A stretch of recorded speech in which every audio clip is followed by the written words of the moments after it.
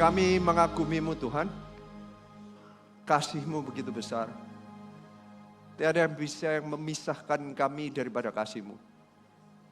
Tidak masalah, tidak malaikat, tidak bahkan neraka pun tidak akan memisahkan kita dari kasih Kristus. Hari ini kami makin rindu untuk makin mendekat kepadamu. Allah yang penuh kasih. Allah yang memang kasih. Kami rindu untuk belajar siapa Engkau. Sehingga kami makin mengerti siapa diri kami di dalam-Mu. Ini kami Tuhan. Kami rindu Roh Kudus yang berbicara kepada setiap kami. Pakai setiap kesaksian, setiap firman. Untuk menyampaikan pesan bukan hanya sampai ke telinga kami, bukan hanya sampai ke kepala kami, tapi sampai ke hati kami. Yang mengubahkan kehidupan kami. Hari ini kami berdoa. Ubahkan apa yang butuh diubahkan. Ajari apa yang kami belum mengerti. Tambahkan apa yang kami gak punya. Urapi setiap kami Tuhan. Terima kasih Tuhan. Hanya di dalam nama Tuhan Yesus Kristus. Semua yang percaya katakan amin. Shalom. Sebelum Anda duduk, coba katakan kiri kanan. Saya ini mau ngomong there is no condemnation in Christ, itu bahasa Indonesianya apa toh ya? Ya nggak apa-apa ya ngomong ayat ya. Tidak ada penghakiman dalam Kristus. Katakan yang sebelah-sebelah. Silakan duduk. Ya, sekali-sekali sapaannya Alkitabiah ya kan kita di gereja. Sebelum saya mulai khotbah hari ini, saya seharian khotbah mengenai dampak kenaikan Tuhan Yesus Kristus dalam kehidupan kita. Sebelum saya mau mulai khotbah, saya rindu untuk membagikan laporan kemenangan mengenai Eropa. Ini adalah salah satu acara yang kami adakan di April. Ini retreat kumpulan dari beberapa negara kumpul jadi satu. Retreatnya bagi kami tempat yang luar biasa karena kebanyakan gereja kami gereja yang tempatnya kecil. Ini kita dapat tempat retreat yang benar-benar luar biasa karena ada screen yang besar, sound system yang luar biasa, ada lightingnya. Itu sangat jarang di gereja-gereja yang sekarang kita sewa itu semua kayak tradisional, lampunya ya nggak ada lampu banyak. Bahkan biasanya kalau terlalu terang kita nggak bisa kelihatan screen gitu-gitulah. Jadi kalau Anda ada tempat di mana ada screennya bagus, indah, itu harus mengucap syukur. Kita setahun sekali pun nyewanya juga mahal sekali. So ini salah satunya nanti kalau Anda lihat nikmatin itu tempat untuk 1.000 orang. Tapi kita beriman nantinya penuh. Sekarang masih sekitar 1/4 isinya. Tapi nikmati aja videonya, silakan.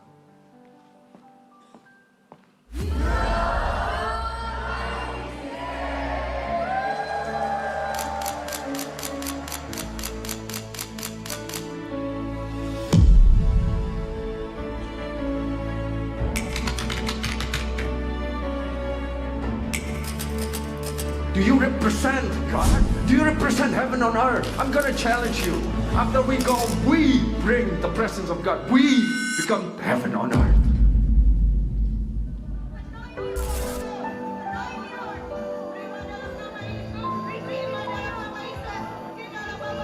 The unity is, look at how Jesus described to be as one. It's that all may be one, Father, just as you are in me and I am in you. It's about relationship, it's about fellowship. We exist, not just for ourselves, it's about the world. There's a message behind every service, there's a message behind every church. Don't just think small. You're just thinking, I want to go to the retreat, think what I can have. Look, you're just thinking what you can bring into your body. That's too small. Think about how you can give and make it 1,000 times. That's how big you should have. You have a big God who wants to save the whole world. Those who want to say, Europe shall be saved. I want to build 31 churches. Those who want to declare, stand with me. God will bring us victory. Not our skill, just things. Our decision making of saying, I adopt that vision.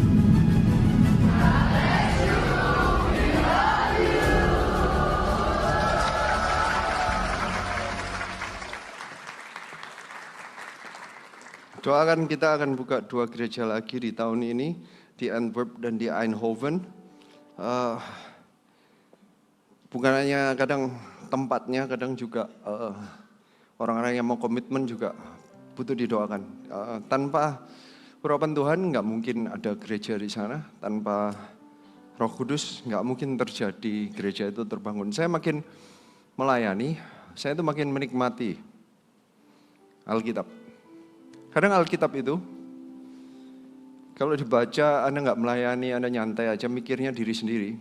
Anda bacanya banyak yang kayak, bukan untuk saya. Bukan untuk saya. Ini untuk tetangga saya. Oh ini untuk CGL saya. Oh ini untuk coach saya. Anda ngerti, kayaknya semua orang lain. Tapi kalau Anda melayani, semua ayat Alkitab itu kena. Jadi kalau Anda melayani itu, Anda lebih ngerti siapa Tuhan. Karena kalau Anda baca Alkitab ya, isinya itu banyak mengenai Paulus sedang melayani orang. Samuel sedang melayani orang. Di antaranya ada nggak yang masalah dirinya sendiri? Ada. Tapi kebanyakan yang diceritakan itu mesti dia melakukan kehendak Allah. Selalu ada hubungannya dengan Tuhan menyuruh Abraham keluar dari negaranya sendiri, dari keluarga. Kemudian pergi, Yakub disuruh bertobat, disuruh. Pokoknya selalu ada urusannya Tuhan yang berjumpa, menyuruh, mengarahkan. Selalu ada hubungannya dengan Tuhan. Nanti akhirnya Yusuf dia harus berkorban untuk keluarganya ternyata. Kan dia untuk menyelamatkan, dia serve. Semua isinya Daniel serve, semua Sadrak Mesak Abednego serve. Semuanya ini orang-orang yang melayani. Daud pun sebenarnya melayani sebenarnya karier, bukan dia nggak mikirin karier. Nggak ada tulisannya Daud mikirin dia kaya, tapi akhirnya ujung-ujungnya dia adalah seorang raja yang memberikan 4.000 ton emas plus 162 ton emas dari dirinya sendiri. Dia adalah orang yang membangun kerajaan yang basically miskin zamannya Saul jadi kerajaan yang kaya yang akhirnya di zamannya Salomo lebih kaya lagi. Tapi dia nggak pernah doain kekayaan. Dia melayani. Bagaimana caranya aku menggembalakan Israel? Itu yang dia doakan terus. Ujung-ujungnya berhasil. Di bulan visi dan provisi saya rindunya kita semua diberikan provisi dari Tuhan. Tapi kita harus mengerti bahwa provisi Tuhan itu selalu berada di dalam visinya Tuhan. Tuhan maunya kemana, Tuhan jalan ke sana. Kita ngikut dia apa kita maksa Tuhan ngikut kita? Jika ada yang bertentangan atau melenceng sedikit aja, hadirat Tuhan ya tetap di dalam visinya Tuhan. Saya kasih contoh ya. Tiang awan dan tiang api itu, Musa yang mimpin belok mana atau Musa ngikutin tiang awan tiang api? Tiang awan dan tiang api itu terjadinya mujizat mana itu di sekitar tiang awan tiang api. Provisi itu selalu terjadi di mana Tuhan mau pergi. Musa nggak bisa, ayo pergi ke sana padahal tiang api, tiang awan lagi di sana. Selalu ngikutnya Alkitab berkata, begitu tiang awan mulai naik, mereka semua packing siap-siap nunggui kemana tiang awannya pergi. Penundukan diri kepada kehendak Tuhan dan visi Tuhan itu yang membawa provisi. Di tengah-tengahnya itu baju nggak perlu ganti, nggak perlu ke rumah sakit. Kok tiba-tiba suara saya tambah enak gitu ya. Pakai auto tune ya tadi ya. Bahkan makan aja loh. Cuman tinggal ngambil sejumput dapat untuk sekeluarga. Di provide provision. Di provide sama Tuhan. Tapi kalau mereka berada di dalam tuntunan direction dari tiang awan tiang api. Kalau mereka perginya ke daerahnya, saya nggak tahu misalnya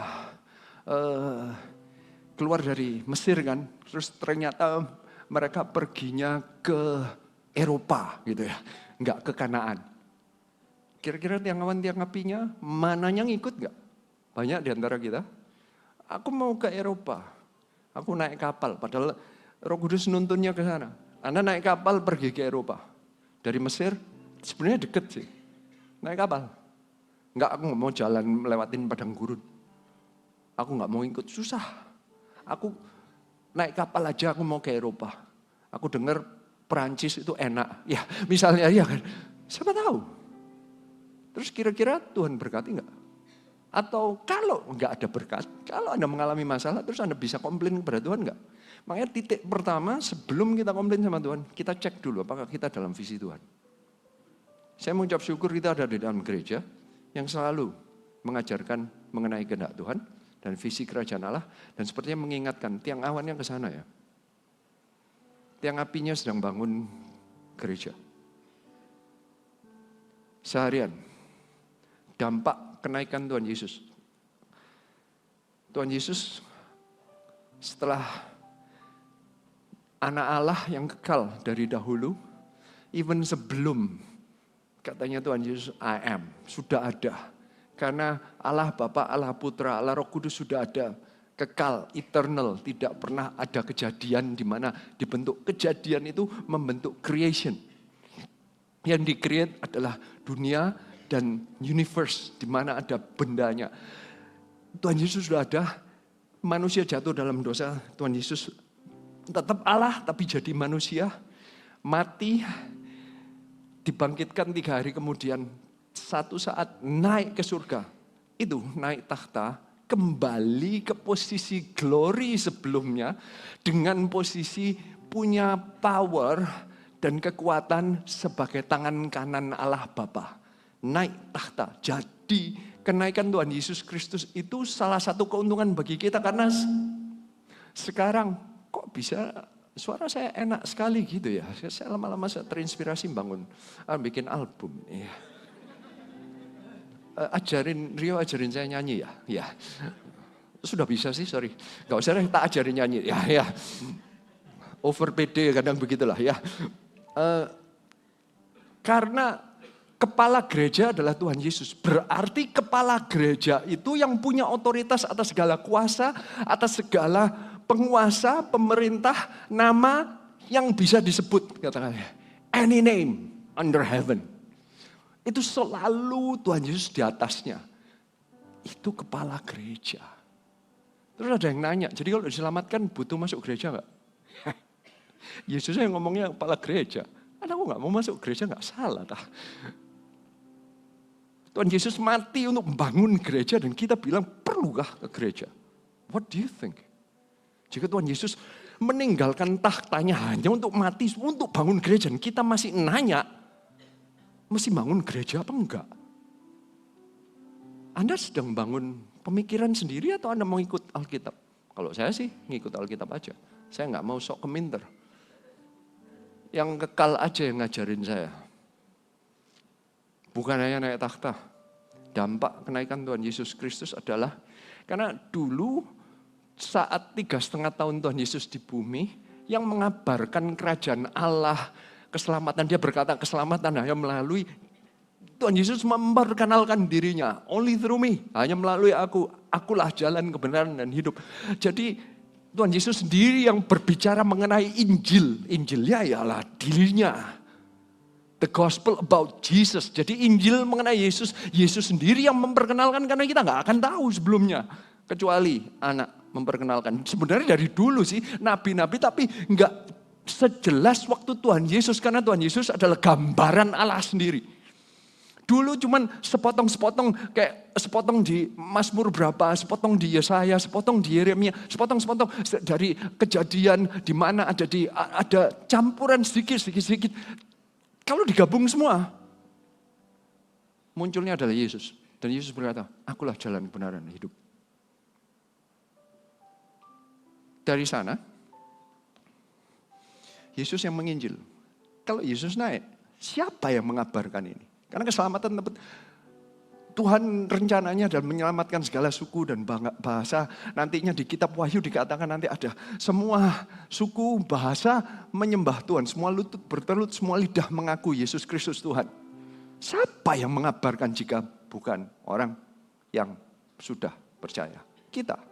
Malaikat tidak bisa karena mereka tidak pernah melewati keselamatan. Kita yang sudah diselamatkan, kitalah yang bisa menjadi saksi. Jelas-jelasan bahwa saksi itu yang valid atau yang bisa diterima 4 orang adalah orang yang melewatinya, mengalaminya, melihatnya, merasakannya. Kita yang mengalami keselamatan. Kita melihat hidup kita dahulu kita di dalam kegelapan. Sekarang kita di dalam terang. Kita sekarang mengerti. Dahulu kita nggak ngerti apa-apa. Bingung, kita jadi budak. Sekarang kita dibebaskan. Sekarang kita bisa melayani Tuhan dengan bebas. Kita nggak usah diperbudak oleh uang. Nggak usah diperbudak oleh karir. Nggak usah diperbudak yang lain. Sekarang kita dibebaskan oleh Tuhan. Kita sekarang mengerti. Kita sekarang yang menjadi saksi. Jadi delegasi. Tuhan mendelegasikan. Sekarang penginjilan ada di pundak kita. Karena kita saksinya. Kita yang mengalami keselamatan. It's our job, bukan malaikat, bukan yang lain-lainnya. Karena nanti dari sana keluarlah penginjilan yang munculnya bukan dari mengancam. Karena kalau malaikat datang, kamu gak ikut Tuhan, kamu masuk neraka. Kalau kita ikut Tuhan, kita bebas. Lain. Kita datangnya dengan penuh ucapan syukur. Penuh dengan gratitude karena kita yang mengalami kasih karunia. Malaikat cuma bisa bengong, kok bisa mereka dipakai. Ya, karena kita yang menerima kasih karunia. Bukan hanya itu, kalau kita mau menginjil, Tuhan tidak membiarkan kita jalan sendirian pakai kekuatan manusia. Enggak ada manusia yang sempurna, oleh karena itu Tuhan berikan Roh Kudus.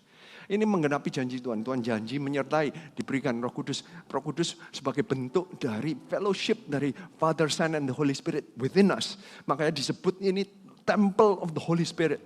Tuhan memberikan di dalam Roh Kudus ada fungsi-fungsi penolong atau advocate atau itu penolong itu bisa jadi advocate, tapi bisa advocate itu dalam bahasa Inggris ya, bisa jadi seperti pengacara tapi orang yang barengin.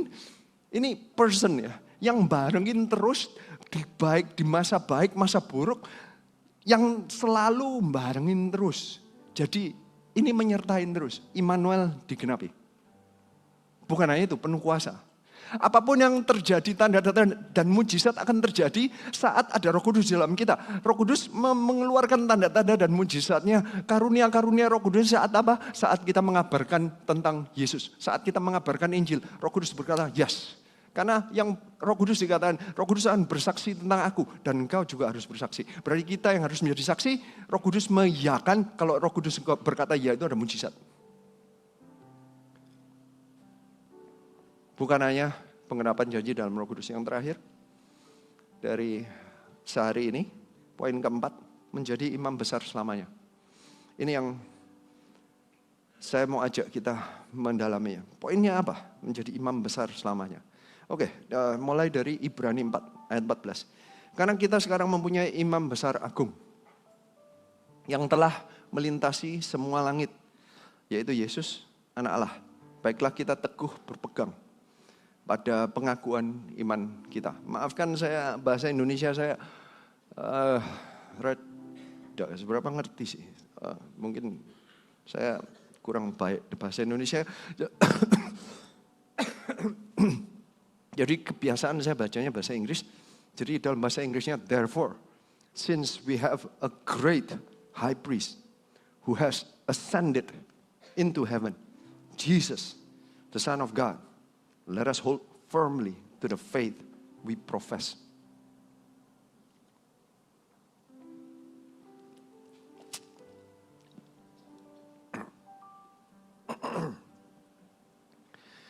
Kita punya imam besar yang naik ke surga, ascended. Hari ini hari kenaikan. Apa artinya? Hari ini kita memperingati hari kenaikan Tuhan Yesus. Tuhan Yesus naik ke surga. Fungsinya bukan hanya sebagai raja, di atas segala raja duduk di sebelah kanan, punya kuasa, tapi ada fungsi yang lain, menjadi imam besar bagi kita. Yang naik ke surga, Jesus, the Son of God. Jadi di titik ini aja, Ibrani ini menjelaskan bahwa Yesus itu bukan hanya manusia, tapi juga Tuhan. Jesus, Son of God. Fungsinya bukan hanya nabi, tapi high priest forever. Dia the great high priest. Bagi orang Ibrani, bagi orang Israel, arti kata imam besar itu jelas sekali. Di perjanjian lama, kita nggak terlalu mengerti. Di perjanjian lama ada fungsi imam. Imam itu adalah yang berdiri di tengah antara jemaat dengan Tuhannya. Fungsinya adalah dia akan menyampaikan pesan-pesan Tuhan kepada jemaat, mengingatkan yang mana yang Tuhan mau, yang mana yang tidak. Jadi mengatakan dosa, yang mengarahkan.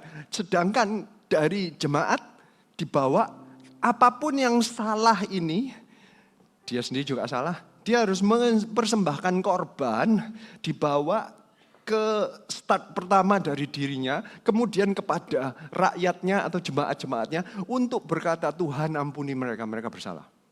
Ampuni saya dan ampuni mereka. Yesus adalah imam besar agung. Dia nggak perlu mengorbankan dirinya, tetapi dia mengorbankan dirinya. Artinya begini, ada darah yang dibayar oleh Tuhan Yesus Kristus. Apa maksudnya darah dibayar? Ada ayatnya yang berkata, saya ajak Anda melihat.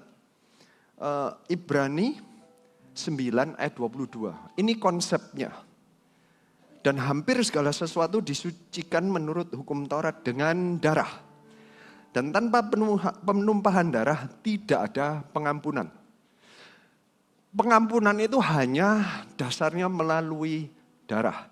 Dari sejak dosa pertama, Adam berdosa pertama, itu ada binatang yang dibunuh, terus dipakai untuk makein pakaian bagi Adam. Sejak, itu berarti Tuhan sedang mengampuni, tapi prosesnya selalu ada yang harus bayar. Berarti dosa berujung maut, harus ada yang mati.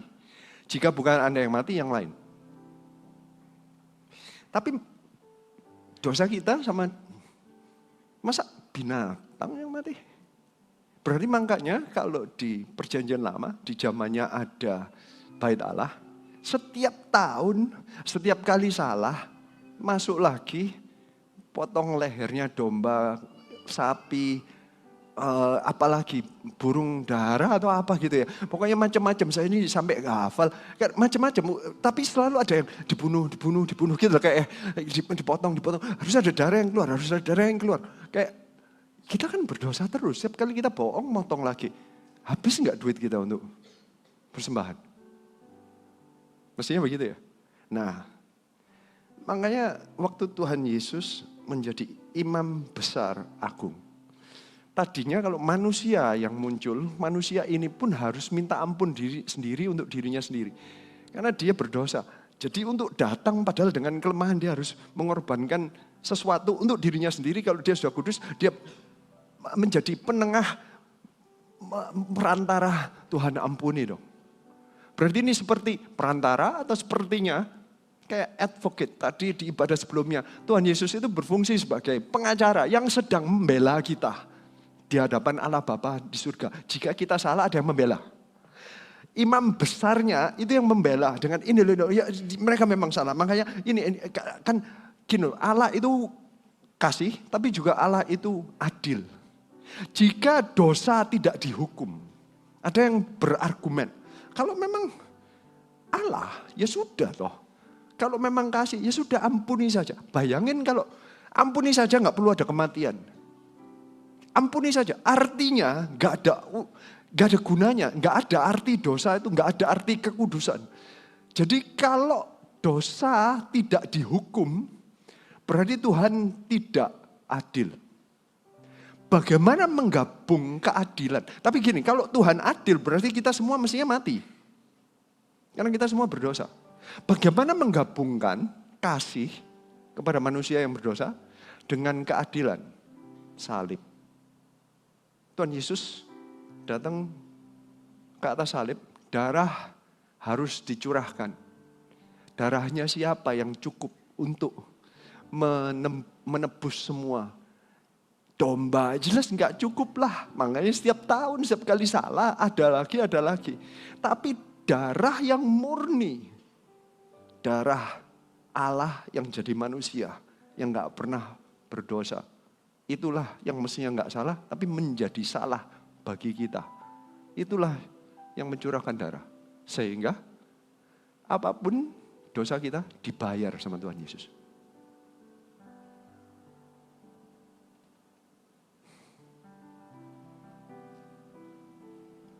Yesus sudah memberikan korbannya, yaitu dirinya sendiri. Sekarang dia duduk di sebelah kanan Allah. Jika iblis datang dan menuntut orang itu berdosa, Yesus berkata, tapi aku sudah mati untuk dia. I've paid. Makanya aku berikan pengampunan. Berarti iblis gak bisa nuntut. Kamu gak fair. Gak bisa. Karena Yesus sudah bayar. Jadi uniknya salib Tuhan Yesus Kristus adalah kasih yang digabungkan. Manusia gak bisa membayangkan Allah itu adil, harus menghukum dosa. Anda gak percaya kalau dosa harus dihukum? Siapa yang pernah disakiti orang? Enggak, siapa yang pernah disakiti orang? Coba angkat tangan. Anda gak pernah? Pernah toh? Pernah lah ya. Pernah kan? Biasanya misalnya, disakitnya misalnya, duit Anda diambil, minta balik enggak? Benar ya? Anda dirampok, ditabrak, pokoknya kita minta kompensasi, benar ya? Berarti selalu justice itu bekerja dengan kalau ada pelanggaran harus ada yang bayar. Dosa itu adalah pelanggaran hukumnya Allah. Dunia sudah bentuk dilanggar. Berarti harus ada yang bayar. Makanya selama ini yang di perjanjian lama yang bayar itu domba. Kasihan kan domba itu ya. Enggak salah apa-apa loh dibunuh ya kan. Tapi apa urusannya domba? Makanya Tuhan Yesus disebutnya anak domba Allah. Dia padahal manusia, tapi dia ini karena menggambarkan ke perjanjian lama yang memang mengorbankan. Biasanya yang dikorbankan adalah anak domba. Ini adalah anak dombanya Allah. Nyambung semua ini. Perjanjian lama itu dipenuhi oleh Tuhan Yesus Kristus. Digenapi. The culmination of all the Bible is in Jesus Christ. Tuhan itu memperkenalkan diri. Aku menciptakan kamu.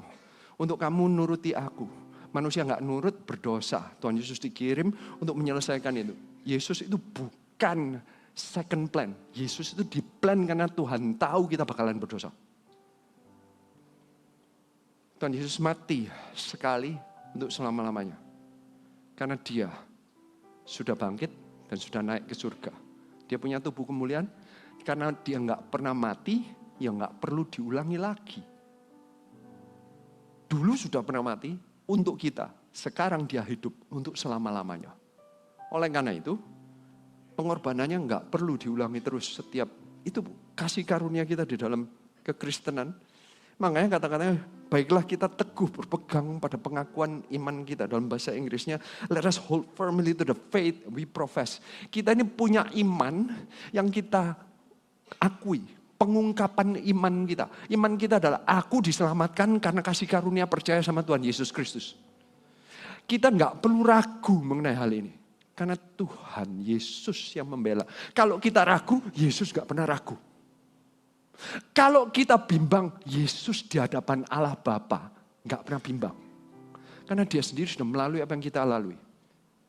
Makanya kalau diteruskan sebab imam besar yang kita punya bukanlah imam besar yang tidak dapat turut merasakan kelemahan-kelemahan kita. Sebaliknya sama dengan kita, ia telah dicobai. Hanya tidak berbuat dosa. Sebab itu marilah kita dengan penuh keberanian menghampiri takhta kasih karunia. Supaya kita menerima rahmat dan memenuhi kasih karunia untuk mendapat pertolongan kita pada waktunya. There is no condemnation in Christ. Ini kata-katanya adalah bukan dengan keberanian tapi confidence. Confidence itu apa ya dalam bahasa Indonesia yang tepat ya? Yakin ya? Confidence. Keberanian itu kan sepertinya kayak gak berani. Bukan. Kita itu kalau mau datang ke Tuhan itu ragu. Kadang kita merasa, ayo melayani Tuhan. Saya ini gak layak. Ini berarti gak nangkep. Kita ini punya imam besar di surga. Yang sudah mengorbankan darahnya yang membayar segala kesalahan kita. Perasaan tidak layak itu adalah guilt yang datang atau perasaan bersalah karena kita memang pernah berdosa dan mungkin sedang berdosa. Yang membuat kita layak melayani bukan karena kita menjadi lebih baik, tapi karena kita percaya sama Tuhan yang sudah menjadi bayaran bagi dosa kita. Makanya kita majunya dengan confidence, bukan keberanian tapi dengan yakin kita bisa, Tuhan aku mestinya gak layak, tapi dalam nama Yesus ampuni aku. Yakin. Bukan karena kita yang hebat, bukan karena doanya yang hebat. Karena pengorbanan Yesus yang hebat. Siapa yang percaya katakan amin. Sekarang kita gak perlu takut, kenapa? Sudah ada yang sekarang membela kita, fungsinya di surga di sebelah kanan Bapa. Iblis mau nyerang apapun, tuduhan pertama, iblis itu kalau mau nyerang selalu minta izin dahulu. Anda harus tahu itu. Di Ayub dijelaskan, minta izin dulu. Jadi kita pun kalau mau diserang iblis, minta izin dulu. Tahu siapa yang membela kita? Tuhan Yesus. Kalau kita berdosa, iblis langsung, tak ajar ya. Ini katanya Kristen nih. Tapi kok nyembah uang? Lihat nih. Dia milih antara berdoa atau menyuap, antara mau jalan lurus atau menyuap demi uang. Yang mana ini? Kalau dia menyuap, berarti kan gak nyembah Bapa kan? Gak nyembah Yesus kan? Ngakunya orang Kristen, doa-doa, berkati aku Tuhan, tapi suap-suapan. Berarti dia lebih percaya kepada dunia, lebih percaya pada caraku, kata iblis. Berarti dia nyembah aku sebenarnya. Ini yang iblis yang namanya Mamon yang ngomong kayak gitu. Ada tuduhan. Tuhan Yesus datang berkata bahwa, ya memang zaman aku juga di dunia banyak yang kayak gitu. Yang namanya Sakeus juga kayak begitu. Aku pun selamatkan Sakeus. Sakeus penuh dengan suap kiri kanan. Dia ambil duit sembarangan. Tapi begitu percaya aku berubah kan? Aku sudah bayar. Dosanya Sakeus sudah tak bayar di atas kayu salib. Jadi Sakeus sama dia. Sakeus lebih banyak dosanya. Dia diselamatkan. Dia anak Abraham sekarang. Sama anak itu juga. Karena dia percaya aku. Selesai, asal kita datang, sorry Tuhan, aku salah kayaknya, aku kemarin menyuap, sorry Tuhan, aku gak akan melakukan lagi. Ampuni aku, selesai. Ada yang membela, ada yang nyampein. Anda percaya gak percaya doanya sampai Tuhan tahu, Tuhan melihat, Tuhan Yesus yang membela kita. Kita doanya cuma ampuni aku, gak jelas pun, pokoknya ampuni aku, cukup. Karena kita percaya bukan karena kehebatan doa kita. Bukan kita harus bayar. Oke, aku puasa 3 bulan. Enggak ada hubungannya sama sekali. Aku tak pelayanan lebih. Enggak ada hubungannya. Anda percaya Yesus ya cukup. Anda maju dengan confidence. Anda gak layak. Memang gak layak. Tapi Anda berkata, aku mestinya gak layak. Tapi aku mau melayani. Karena aku percaya Yesus sudah ngampuni dosaku. Bapa akan percaya dengan tindakan Tuhan Yesus Kristus. Tindakan kita nggak ada artinya, tindakan Yesus di atas kayu salib yang ada artinya.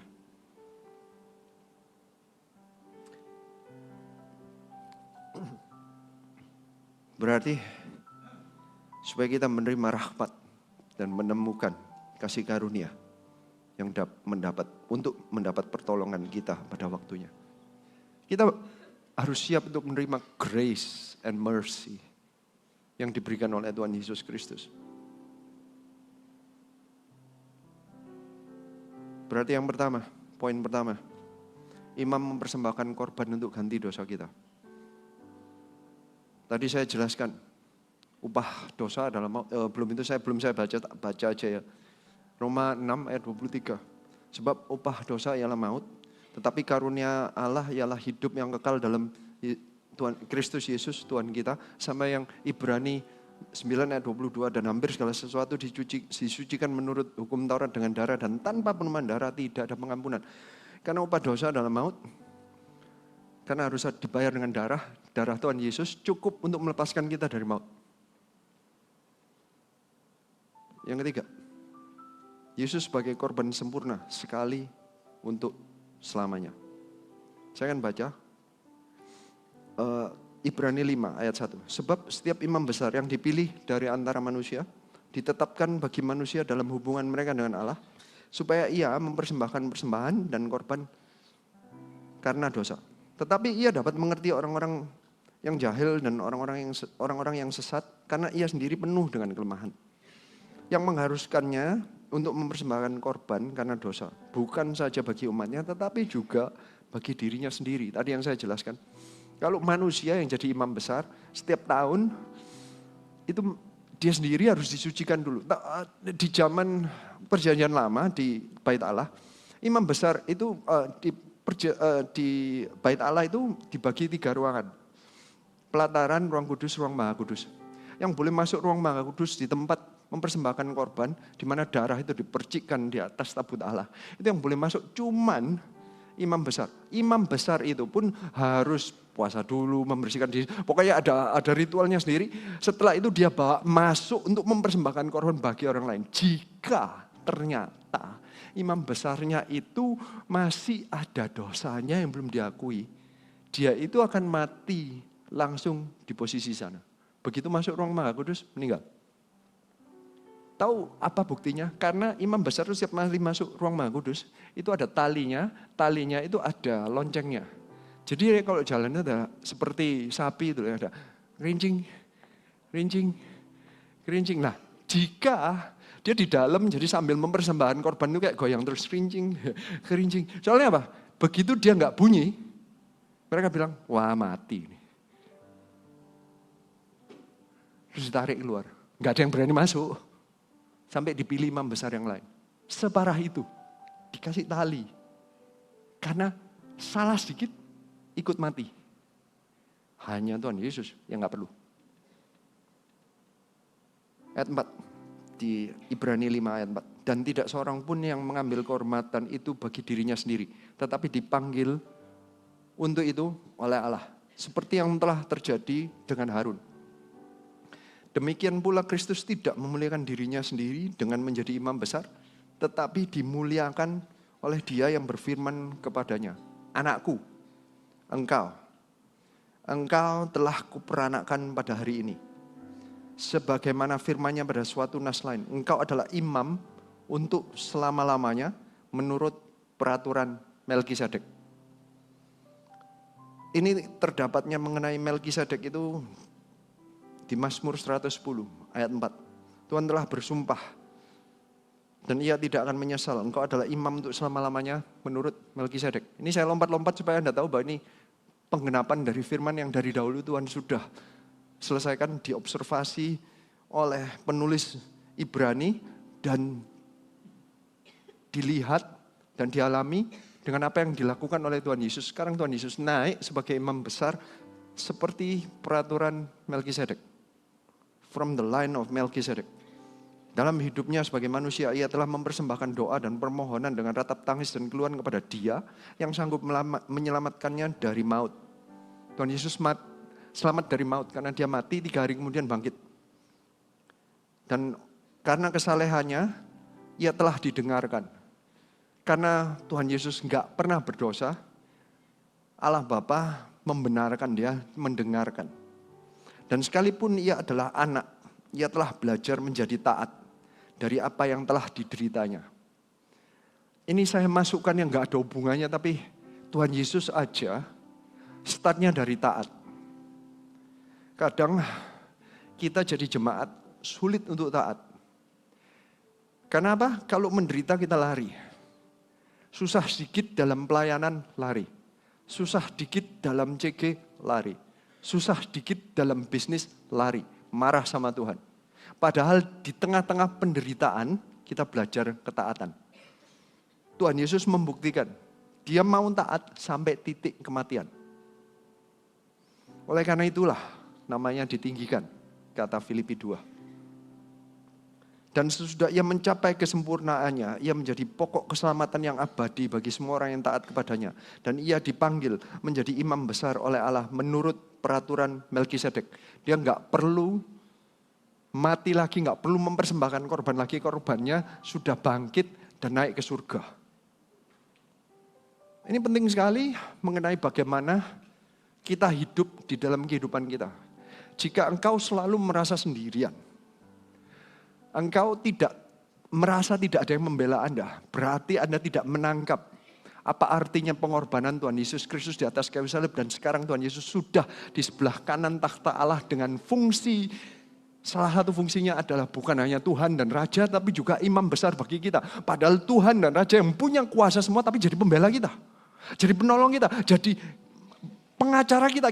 Tuhan Yesus yang pernah merasakan apa yang kita rasakan karena Dia pernah lapar, Dia pernah dikhianati orang, Dia pernah ditinggal orang, Dia pernah capek sama dengan apa yang kita alami, tapi Dia gak berdosa. Itulah yang bisa membela di hadapan Allah.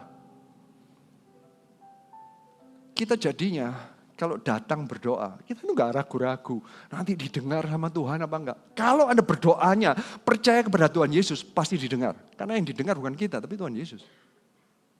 Jadi bukan atas dasar kebaikan kita, bukan atas kebenaran kita. Tapi kita bergantung atas dasar kebenaran dan kebaikan Yesus yang sempurna itu. Kita bukan atas dasar, saya sudah pelayanan. Anda itu jangan sampai merasa bahwa kalau Anda sudah puasa 40 hari baru doa Anda lebih didengar. Enggak ada urusan. Puasa 40 hari itu membuat Anda lebih mencari Tuhan aja. Enggak lebih didengar. Lebih didengar apa enggaknya itu, apakah Anda tetap beriman kepada Tuhan Yesus atau tidak. Karena yang didengar itu Yesusnya. Kalau Anda datang dalam nama Yesus, apapun didengar. Asal sesuai kehendaknya.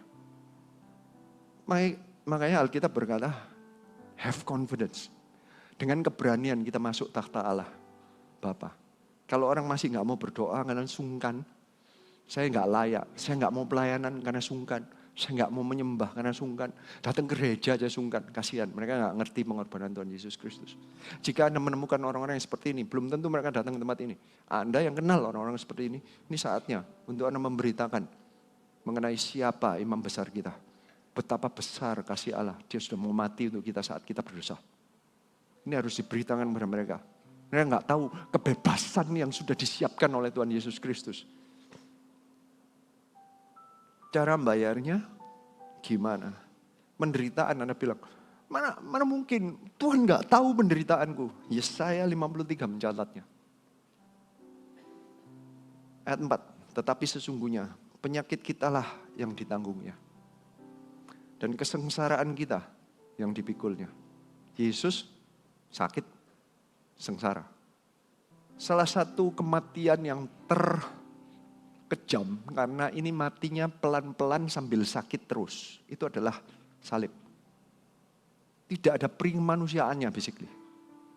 Itu nggak bisa nafas, darah keluar sedikit-sedikit, lemesnya sambil sakitnya dikit demi sedikit, kayak nyawa diambil sedikit-sedikit, mau mati nggak bisa mati. Supaya dapat ganjaran, basically itu kata-katanya orang Romawi zaman dahulu. Orang-orang yang disalib itu yang dianggap paling jahanam, kriminal yang paling jelek, hukuman yang terburuk. Padahal kita mengira dia kena tulah, dipukul dan ditindas Allah. Tetapi ia tertikam oleh karena pemberontakan kita. Dia diremukkan oleh karena kejahatan kita. Ganjaran yang mendatangkan keselamatan bagi kita ditimpakan kepadanya. Oleh bilur-bilurnya kita menjadi sembuh. Kadang kita cuma quote yang secomot. Oleh bilur-bilurnya kita menjadi sembuh. Anda nggak ngerti konteks keseluruhannya. Anda jangan ambil cuma bilurnya. Anda tahu nggak bahwa dia nggak salah. Dia punya posisi anak Allah dari dahulu. Dia punya posisi firman. The word was God and is God. Jadi manusia. For us. Dia menanggung dosa kita. Jangan cuma diambil. Kan bilurmu sudah. Bukan itu. Keselamatan kita di tengah-tengahnya. Bilurnya menyembuhkan kita. Tapi bukan hanya itu. Seluruh dosa kita itu dibayar. Kita gak punya kehidupan tanpa Yesus. Jangan dicomot sedikit. Jangan anggap pengorbanan Yesus itu murah. It's so wonderful, it's so beautiful, so precious. Terlalu berharga, terlalu indah. Mati untuk orang yang menghina dia. Mati untuk orang yang menolak dia. Mati untuk orang yang tidak suka, bahkan membenci dan lari dari dia. Still died. Kita paling mau menderitanya sama orang yang kita sukai. Orang yang kita benci, boro-boro mengampuni aja gak mau. Apalagi menderita untuk orang yang mengampuni. Orang yang menyalahi kita. Yesus malah mati. Ayat 6. Kita sekalian sesat seperti domba. Masing-masing kita mengambil jalannya sendiri. Tetapi Tuhan telah menimpakan kepadanya kejahatan kita sekalian. Dosa itu paling dasar itu apa sih? Pemberontakan terhadap Tuhan. Dosa awal itu apa? Bukan perzinahan loh. bukan pembunuhan loh. Makan buah. Emangnya makan buah salah? Salahnya buahnya atau salahnya melanggarnya? Peraturannya apapun, cuma satu peraturannya. Jangan makan buah dari pohon itu. Peraturannya cuma itu. Nggak pernah dijelaskan kenapa. Cuman diomongin, jangan makan. Nggak pernah diomongin akibatnya apa kalau makan. Cuman diomongin, jangan makan. Jadi dosa pertama apa? Melanggar. Maunya sendiri. Dosa pertama apa? Tidak percaya. Pikirnya bahwa kalau saya tidak makan, ya iblis kan yang ngomongin, kalau kamu makan itu nanti kamu jadi seperti Allah. Jadi Tuhan melarang itu karena takut kamu jadi seperti Allah. Loh, kita loh diciptakan menurut gambaran Allah. Sudah jadi Allah. Seperti Allah itu sudah. Iblis itu penuh dengan tipuan. Tujuannya cuma satu loh. Supaya kita melanggar. Gak peduli pelanggarannya besar kecil, tetap melanggar. Gara-gara makan buah, mati. Jadi ada orang yang gini, saya lo baik-baik, saya ini lo gak ngapa-ngapain. Selingkuh yang enggak, bunuh orang yang enggak, nyakitin orang yang enggak. Cuman sekali-sekali bohong. Masuk neraka enggak? Tetapi ada orang-orang yang merasa, aku enggak sesalah itu. Kalaupun gini, Anda gak pernah bohong, tapi gak mau percaya Tuhan. Anda amal, memberi semua orang. Anda semut aja gak diijak sama dia. Nyamuk aja gak dibunuh, dibiarin dia udah gigit saya. Kalau ada orang seperti ini, tapi gak percaya Tuhan Yesus, masuk surga gak? Sebaliknya ada orang jahat, tapi terakhir dia minta ampun. Ada gak yang masuk surga seperti itu? Ada yang sebelah kanan, ini sama-sama jahatnya, kiri dan kanan sama-sama jahatnya. Karena yang paling parah makanya disalib kan. Ini hukuman yang paling jahat. Tuhan Yesus disamakan dengan kriminal-kriminal yang the worst of them, yang paling jelek ditaruh di sana. Itu orang itu hidupnya gak ada baiknya sama sekali, tapi dia ngomong cuman percaya. Dia ngomongnya gak persis doa keselamatan yang selama ini kita katakan. Gak ngomong Tuhan kaulah juru selamat, gak. Tuhan tolong. Basically cuman gitu loh. Saya percaya dia masuk surga. Nanti kalau saya di surga saya ingin tahu yang mana sih. Sekarang gini. Ini ya. Yesus yang ngomong nanti kamu sama saya ke Firdaus. Okay. Jadi yang jamin sama Yesus kan. Dia sudah melakukan apa? Baptis saja belum. Baptis tidak menyelamatkan. Iman kepada Yesus yang menyelamatkan. Tapi kalau Anda masih hidup, kecuali Anda sampai sekarang disalib, baptislah. Jadi hari ini, kalau Anda datangnya di sini nggak disalib ya. Kalau yang belum dibaptis, baptis ya. Kalau Anda alasnya, sorry Pak, saya saya ini disalib, jadi saya nggak bisa masuk kolam baptisan baru. Oke, nggak usah baptis, ya. Tapi kalau Anda nggak disalib, Anda bisa jalan ke sini, berarti Anda bisa jalan ke kolam. Berarti Anda baru membuktikan bahwa Anda percaya Tuhan. Jadi nanti kalau ada yang belum dibaptis, nanti dibaptis ya. Sudah ada satu yang daftar, saya berdoa, tambah. Gak usah ragu-ragu.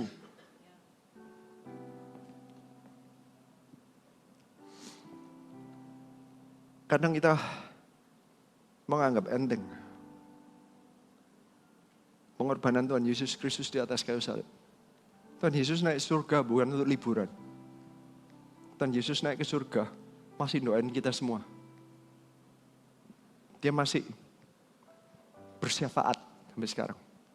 Setiap kali kita melakukan kesalahan, Yesus yang berkata kepada Bapa di surga, ampunilah, dia percaya saya. Ampunilah.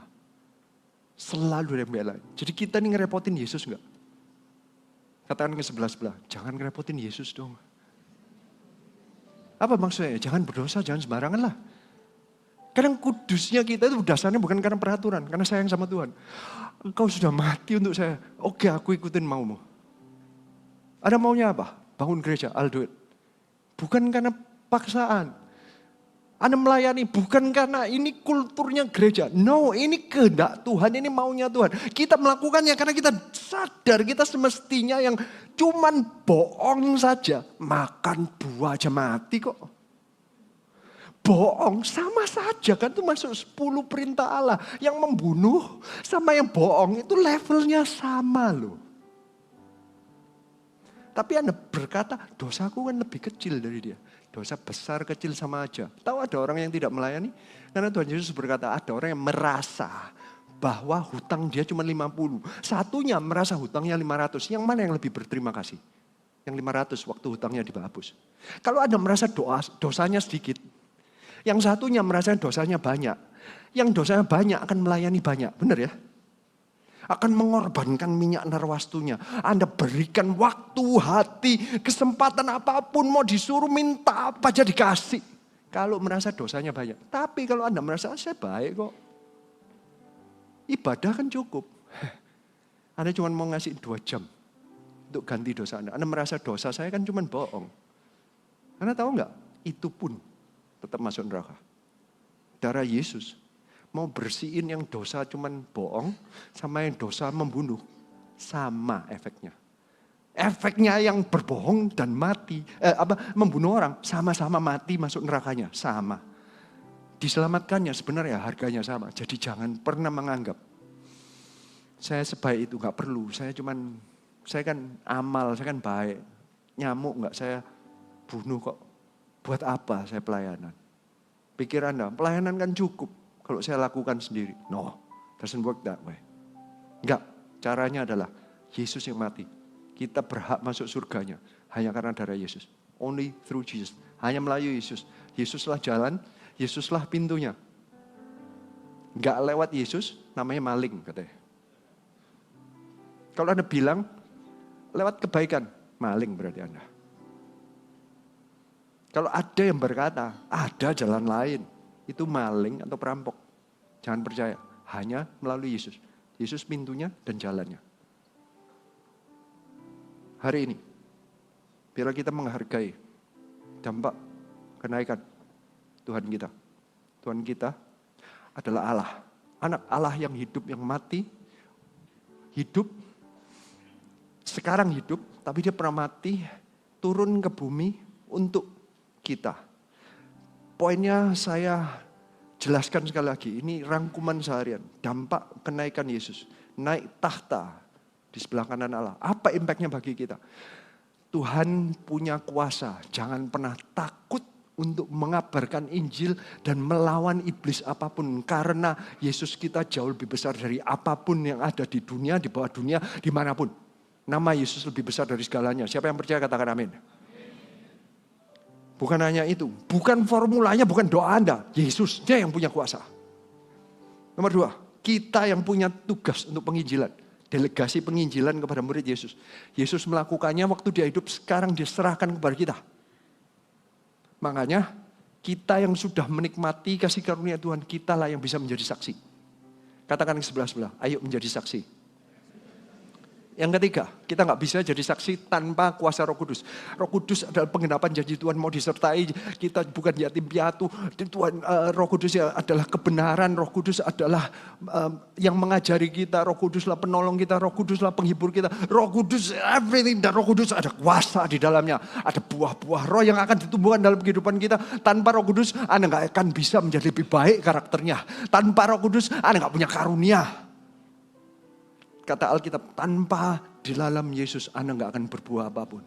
Kalau Anda di dalam Yesus, Roh Kudus ada di dalamnya.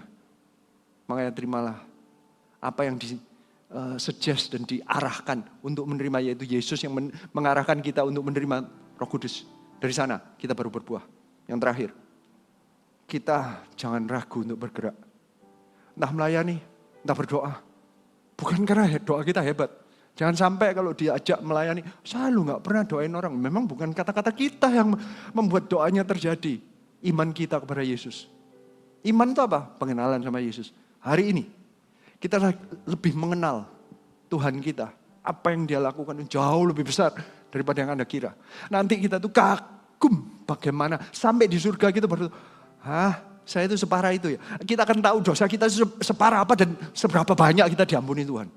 Kita tuh baru, waduh, thank you Tuhan. Gitu, kok ya dikasih kesempatan ya jadi pemimpin ya. Kita sekarang sering nuduh orang. Orang seperti itu kok jadi CGL. Di surga, orang seperti ini kok jadi. Anda baru sadar. Paulus sudah sadar sebelumnya. Dia berkata, I'm the worst of the sinners. Dia sudah mengerti. Itu makin mendekati, makin dia, I am the worst of the sinners. Makanya dia kerjanya lebih keras dari yang lain. Kenapa kita melayani lebih? Karena kita tahu.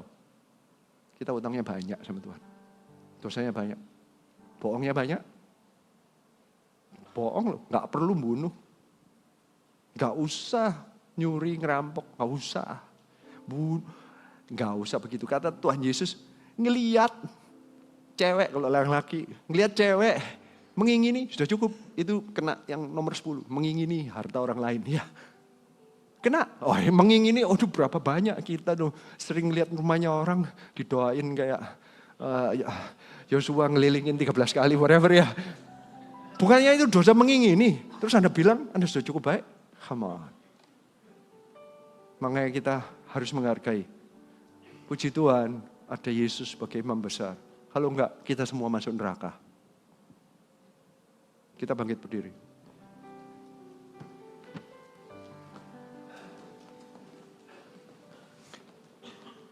Biarlah ini tujuannya kita menghargai, tapi kita juga sadar bahwa kita ini enggak sempurna. Tapi kalau kita tahu bahwa kita enggak sempurna, tapi ada kata-katanya bahwa kita itu harus dengan keberanian, dengan confidence, dengan yakin kita bisa datang ke hadirat Tuhan. Kalau kita masih ada dosa, kita langsung mati. Paulus aja ngelihat Yesus dalam tubuh kemuliaan langsung buta matanya 3 hari. Kalau nggak mujizat, nggak dipulihkan lagi. Ngelihat Tuhan dengan dosa, habis kita hangus, terbakar. Karena Allah itu adalah api yang menghanguskan katanya. Kekudusannya akan menghanguskan apapun yang tidak kudus. Satu-satunya pegangan kita adalah saat kita datang dan bergantung hanya pada Yesus. Bukan kepada kekuatan, kehebatan, pengetahuan kita Alkitab, kebaikan kita. Bukan karena amal kita, bukan karena sifat kita. Tapi kita bergantung hanya pada Yesus Kristus. Only Jesus. Kita gak terbakar hangus. Kita maju itu karena punya iman dan kepercayaan, keyakinan pada Yesus. Dan Yesus itu pekerjaannya sempurna. Mati dengan hidup yang penuh kesempurnaan, tanpa dosa. Bangkit dan sekarang, sampai sekarang masih menjadi pembela kita. Jadi imam besar bagi kita. What a loving God. Dan Allah yang seperti ini Anda gak mau layani. Allah yang seperti ini Anda gak mau layani dia. Berarti Anda gak kenal siapa Tuhan.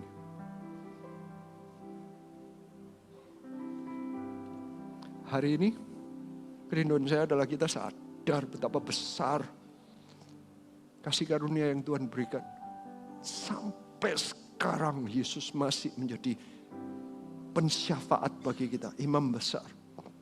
Setiap kesalahan kita, pemikiran yang salah, Roh Kudus laporkan, Jesus, dia rada sombong nih. Makanya kita lebih baik setiap hari minta ampun deh. Apapun yang tahu gak tahu, ampun deh. Karena kita ini gak sempurna.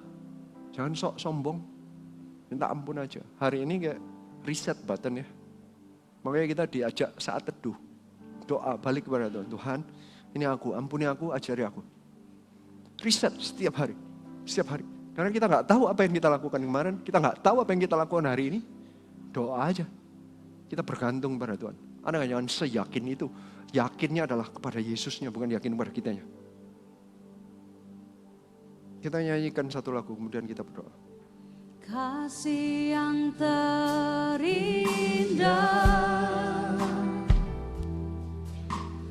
hati yang mulia,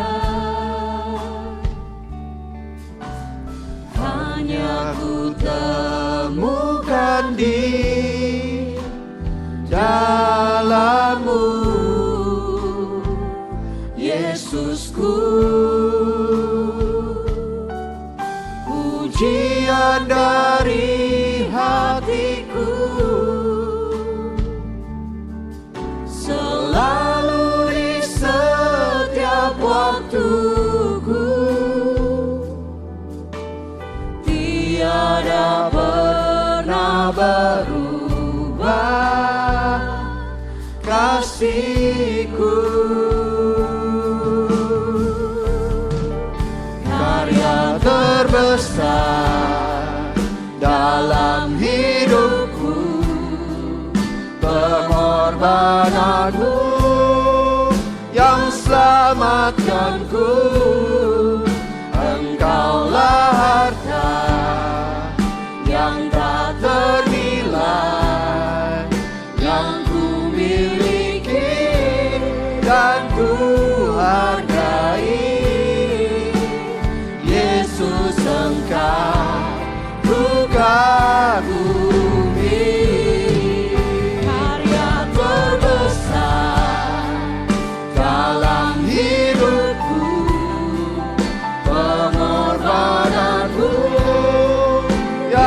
selamatkanku.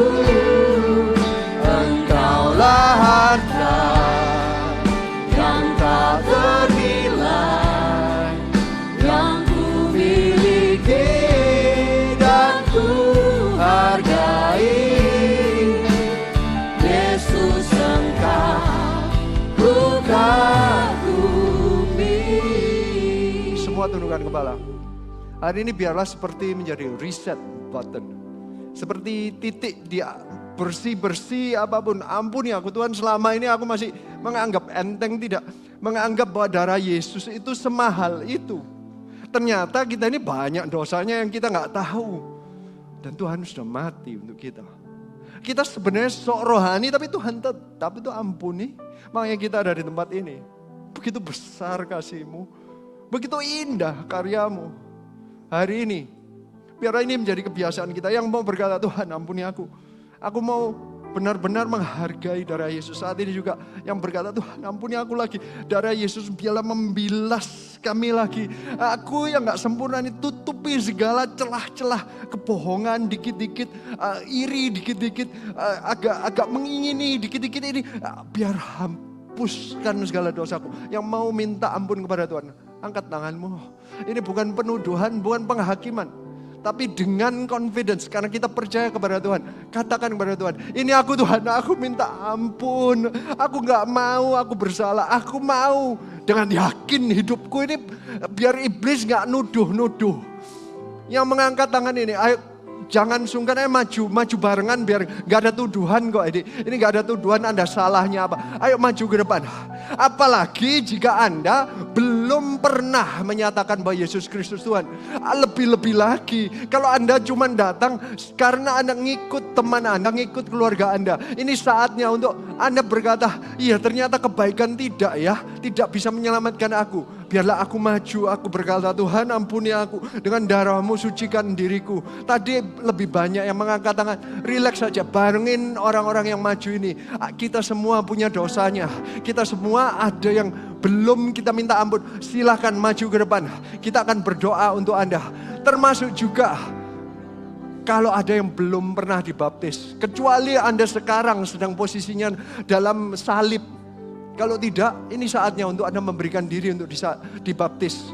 Anda gak ada alasan. Kalau Anda masih bisa berjalan atau travel ke tempat ini, berarti Anda bisa dibaptis. Biar ini menjadi ekspresi. Tuhan, aku mau tunduk taat kepadamu. Mulai tindakan penundukan diriku, ketaatanku yang pertama adalah dibaptis. Yang mau dibaptis, ayo maju ke depan juga sekalian. Ini saatnya, ada yang mau dibaptis, silakan ditayangkan. Silakan, live baptism silakan. Silakan mulai sekarang. Yang mau dibaptis juga maju ke depan. Gak usah sungkan-sungkan, kita siapkan semua. Anda pulang dengan baju Anda yang tetap. Karena akan ada baju untuk baptisannya. Jadi Anda akan tetap kembali ke rumah Anda tetap dengan kondisi yang semula. Semua yang di depan mulai doakan mereka. Biarlah darah Yesus menyucikan Anda. Yang mau dibaptis biarlah hari ini adalah titik pertama untuk ketaatan Anda. Di dalam nama Tuhan Yesus Kristus, terimalah pengampunan darah di dalam Tuhan Yesus Kristus. Terimalah pengampunan melalui Tuhan Yesus Kristus. Dengan darah Yesus engkau disucikan. Mulai hari ini tidak ada yang bisa menuduh Anda lagi. Karena kita punya imam besar yang ada di surga. Tuhan Yesus Kristus selalu bersyafaat untuk kita. Allah yang hidup itu, Tuhan Yesus yang hidup itu yang bersyafaat untuk kita sebagai imam besar bagi diri kita. Terimalah pengampunan ini di dalam nama Tuhan Yesus Kristus. Karya terbesar dalam hidupku, pengorbananmu yang selamatkanku.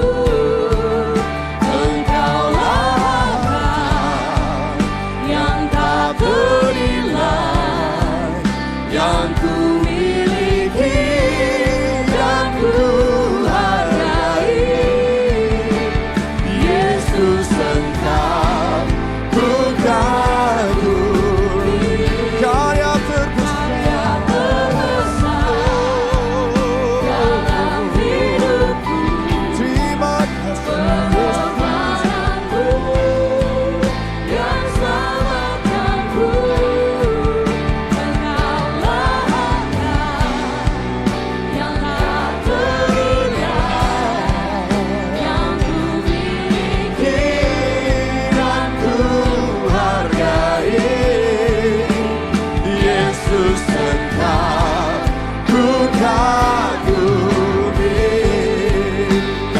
karena salibmu. Katakan, ku hidup. Mari kita serahkan diri kita kepada Tuhan. Baik yang di depan, baik yang di belakang, angkatlah tanganmu. Kita hargai pengorbanan Yesus Tuhan kita. Engkau yang berkuasa, sanggup untuk melakukan mujizatmu. Karena salibmu, karena ku hidup Tuhan. Terima kasih Yesus.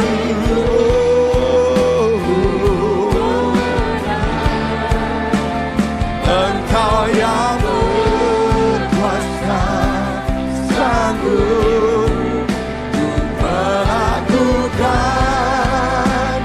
mujizatmu di hidupku. Karena salibmu, karena salibmu, ku hidup. Karena salibmu, ku menang. Engkau yang berkuasa untuk melakukan mujizatmu, yaitu perubahan hidup kami Tuhan. Karena salibmu, terima kasih buat darahmu, terima kasih buat pengorbananmu. Oh, kami menang karenamu.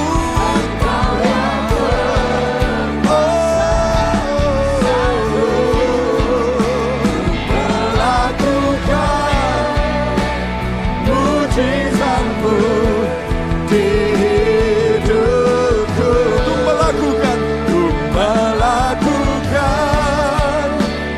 mujizatmu di hidup. Untuk melakukan mujizatmu di hidup. Mari kita berbahasa roh bersama-sama. Ucapkan syukurmu buat pengorbanan Tuhan, buat kasih setia yang menyelamatkan. Terima kasih Tuhan buat pengorbananmu. Karya salibmu membuat kami menang. Biarlah pastor, ubahlah hidup kami ya Tuhan, turut kehendak-Mu. Kami mau dipakai seturut rencana-Mu. Ampuni kesalahan dan dosa, pelanggaran kami ya Tuhan.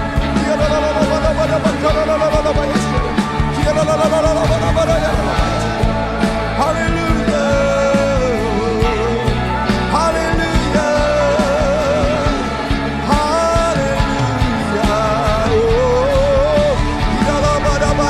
Inilah hidup kami bagi-Mu Tuhan.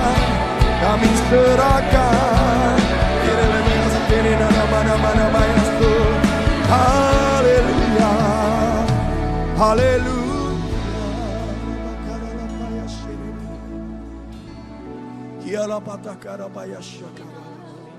Terima kasih Tuhan Yesus.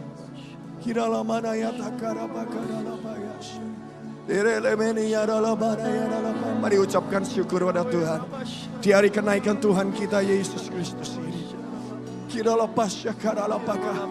Dia Allah yang mati bangkit dan naik ke surga, memberikan tempat bagi kita di sana. Ada pengharapan di dalam Yesus. Mari angkat sembah.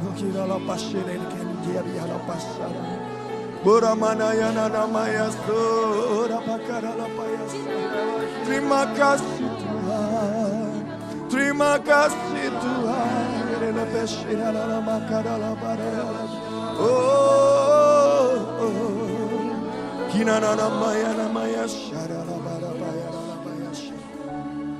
Terima kasih Tuhan Yesus untuk firman-Mu yang menguatkan kami. Terima kasih untuk pengorbanan-Mu, imam besar kami untuk selama-lamanya. Sekali pengorbanan-Mu untuk seterusnya ya Tuhan. Demikian juga sekali kami mengikut Engkau sampai selamanya kami mau setia. Tuhan Yesus, ini hidup kami. Ampuni segala pelanggaran dosa kami Tuhan. Buanglah itu ke tubir-tubir laut. Jauhkanlah daripada kami ya Allah kami. Kami mau hidup seturut kehendak Tuhan.